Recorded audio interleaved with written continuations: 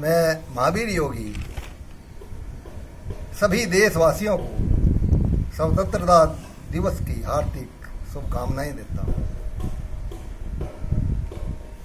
इस दिन देश स्वतंत्र हुआ था और आज हम ऐसे भयानक रोग से आपको स्वतंत्र करने का सफल प्रयोग बतलाएंगे जो आपको अस्थमा साइनाइस से मुक्ति दिलाएगा। इसके लिए सर्वप्रथम हम करते हैं यौगिक अभ्यास। यौगिक अभ्यास में भस्त्री का प्राणायाम बहुत उपयोगी होता है। इसके लिए सीधे बैठ जाएंगे इस तरह से और करेंगे भस्त्री का प्राणायाम। गहरा लंबा श्वास भरना और छोड़ना, यह भस्त्री का कहलाता है।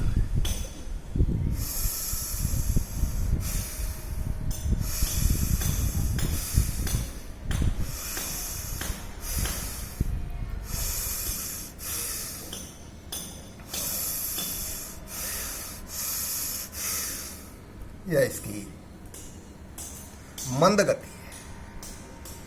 तीव्र गति से भी इसे कर सकते हैं इस तरह से।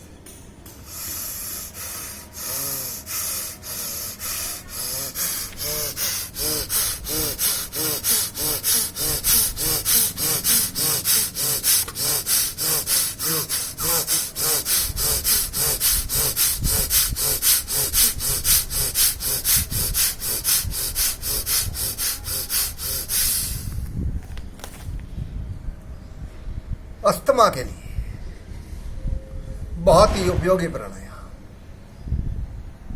दूसरा अभ्यास कपालभाति प्राणायाम। सांसों को बाहर फेरना शांत भाव के साथ।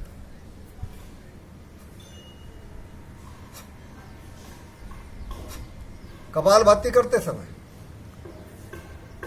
ध्यान देना, आपका ध्यान स्टॉक के ऊपर या फिर आज्ञा चक्र के ऊपर।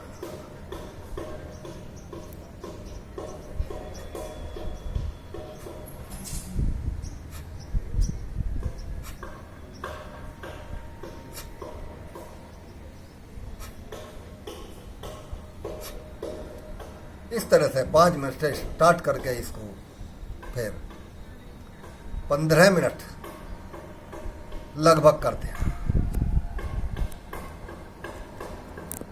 अगला प्राणायाम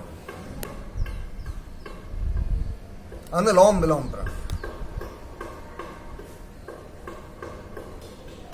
फेफड़े फूलते हैं, शुद्ध ऑक्सीजन फेफड़ों के अंदर जाती है। फेफड़े सजल और सबल बनते हैं, अस्थमा हटता है। राइट हाथ का अंगूठा राइट नासिका, लेफ्ट से भर।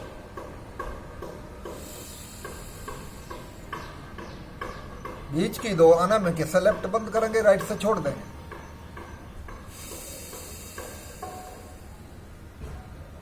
फिर राइट से ही भरेंगे।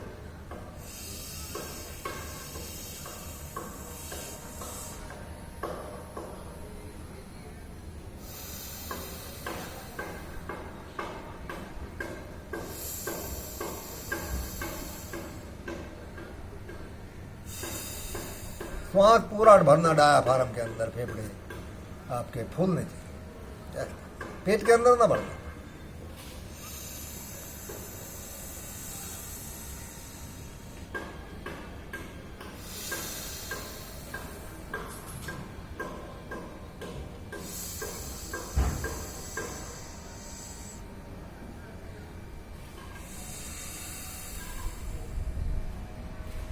एक और वह बहुत ही महत्वपूर्ण प्राणायाम सूर्य भेदी प्राणायाम, गर्म प्राणायाम। राइट से भरना, बार बार राइट से भरना और लेफ्ट से छोड़ देना। यह सूर्य भेदी प्राणायाम कहलाता है। इस तरह से लेफ्ट नोज बंद कर राइट से भरना।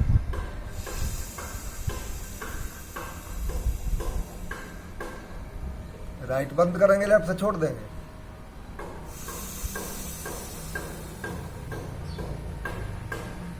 फिर राइट से ही भरेंगे बार बार।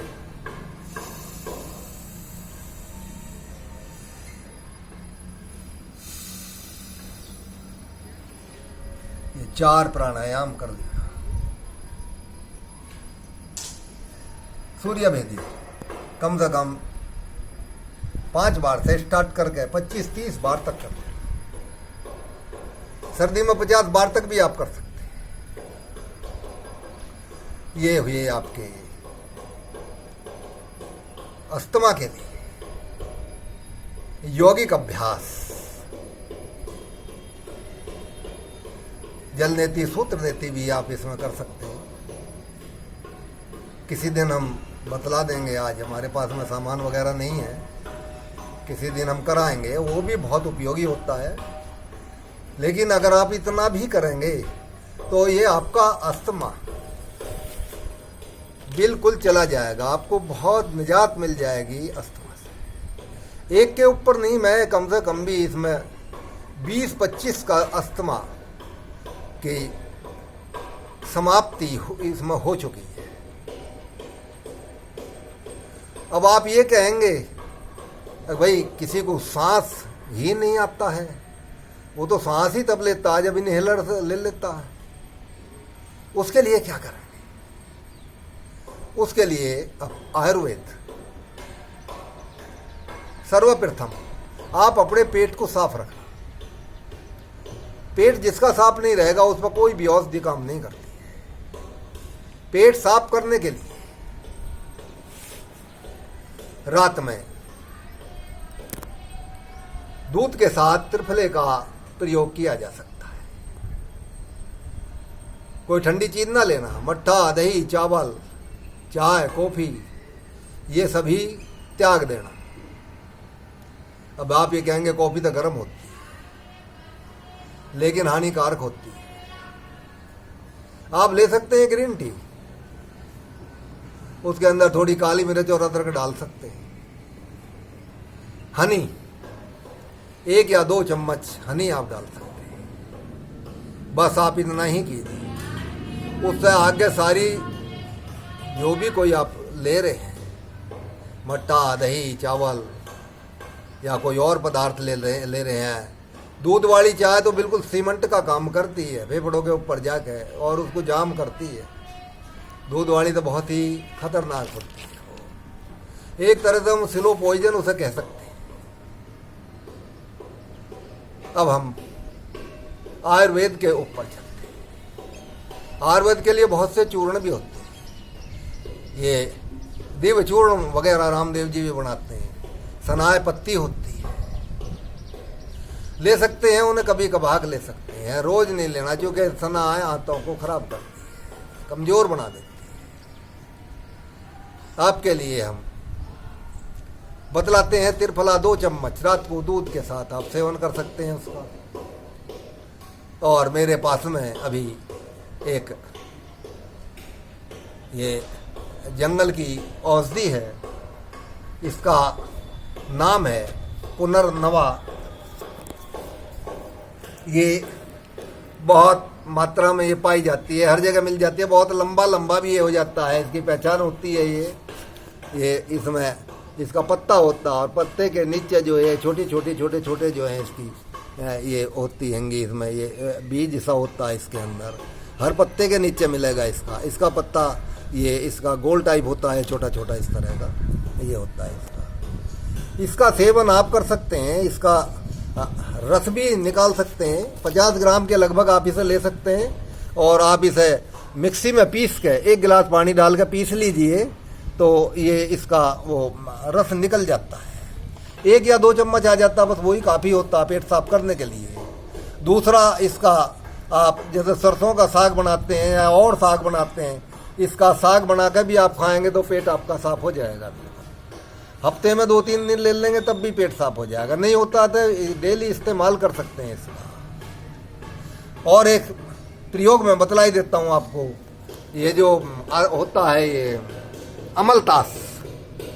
अमलतास का वो फली आप मार्केट से ले सकते हैं और उसके जो अंदर के बीज से होते हैं वो 6 इंच के करीब फली के बीज उसमें से निकाल लीजिए। उसमें एक चिपचिपा पदार्थ होता है, उसे भिगो दीजिए थोड़ी देर के लिए, आधा घंटे के लिए। वो फूल जाती है और उसे भी आप लेंगे तो आपका पेट वो साफ कर देगा। इतना आप कर लेना। और अब हम चलते हैं एक सफल प्रयोग पे। वो सीतोपलादी चूर्ण आप 60 ग्राम ले लेना। सीतोपलादी चूर्ण 60 ग्राम, अबरक भस्म 20 ग्राम, रस संदूर 2 ग्राम। लेकिन आप लेना झंडू या वैद्यनाथ का। मैं किसी का प्रचारक नहीं, ये नहीं है कि मैं किसी का प्रचार कर रहा हूँ उसका जो है दवाइयों का। मैं उन औषधियों को बता रहा हूँ आपका जिनका मैंने सफल प्रयोग किया है, जो सफल हुई है, जिनसे लोग बात ठीक हुई, मैं उन्हीं को आपको बतला रहा हूँ। तो झंडू या वैद्यनाथ इनका ले लेना। और किसी कंपनी का मैंने लेकर देखा है वो नहीं काम करता, उसके अच्छे रिजल्ट सामने नहीं आए।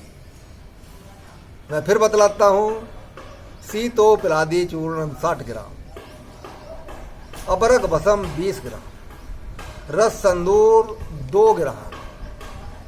अच्छी तरह से मिलाना उनको, ये नहीं कहीं रस संदूर रह जा। रस संदूर ताकत के लिए होता है, जो आपके फेफड़ों को देता है ताकत। इसलिए अच्छी तरह से उसे मिलाने के बाद में आप कितना भी भयानक अस्थमा हो, सुबह शाम 2-2 ग्राम शहद में मिला के चाट ले। आपका अस्थमा 1 हफ्ते में जाएगा, लेकिन दवाई सारी खा लेना। अगर कसर रहती है तो दूसरा लौट भी ले लेना। फिर 2 लोटों में 2 दफे के लेने में ये आपका अस्थमा बिल्कुल जड़ से गायब हो जाएगा। और आप फिर योगिक क्रियाएं जरूर करना जो मैंने बतला दी हैं। आप हमेशा स्वस्थ ही रहेंगे। घूमना फिरना, योगाभ्यास करना। ओम शांति। आज के लिए इतना ही।